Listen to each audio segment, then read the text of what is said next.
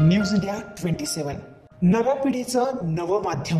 मनमाड राज्यमार्गावर येवला तालुक्याच्या हद्दीत गांजाची वाहतूक होणार असल्याची गोपनीय माहिती पोलीस निरीक्षक पांडुरंग पवार यांना मिळाली।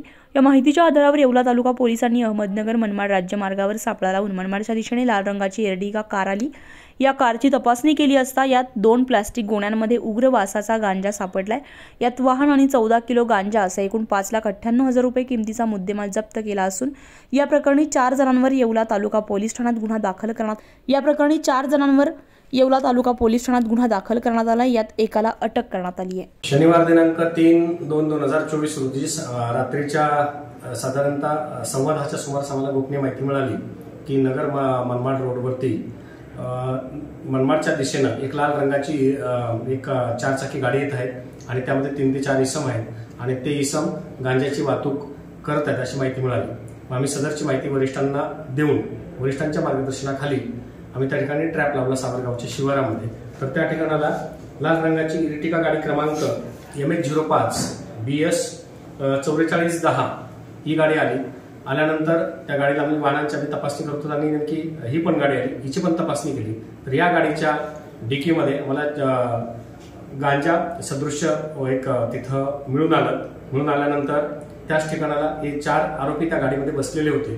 त्या आरोपीचे नावगाव विचारत असता त्यामध्ये एक अशोक उर्फ अक्षय राजू पगारे राहणार साई कॉलनी रांजणगाव रोड राहता, दुसरा समीर अक्रम शेख राहणार मोमीनपुरा एक मिनार मस्जिद बीड मूळचा तो तिथला राहणार आहे आणि हल्ली राहतो बर्फाच्या कारखान्याजवळ इस्लामनगर शिर्डी। तिसरा प्रशांत जनार्दन जाधव हा राहणार साई कॉलनी रांजणगाव रोड राहता आणि त्याच्यामध्ये चालक सन्नी कारभारी भातकुटे हा सुद्धा राहत्याचा राहणार आहे। असे 14 जण मिळून आले।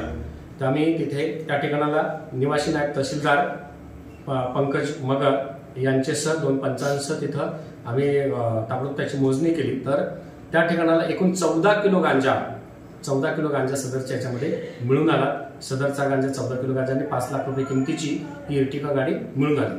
त्यांच्यावरती NDPS जो कायदा आहे त्याचा कायदा कलम 8 क आणि 20 ब त्याच्यानंतर त्याच्यासह खंड 2 क च्या अनुषंगाने गुन्हा दाखल करण्यात आलेला आहे। सध्या आरोपी पोलीस कस्टडीमध्ये आहेत। यामध्ये आरोपींनी जिथून माल आणला तो माल जिथून आणला तिथून त्या माल विकणाऱ्याचं त्याच्यानंतर ज्या ठिकाणाला माल हे देणार होते त्याचे माहिती काढून त्या अनुषंगाने तपास चालू आहे आणि माल घेणारे आणि माल विकणारे विक्री करणारे या दोघांना आम्ही लवकरच गजाआड करत आहोत।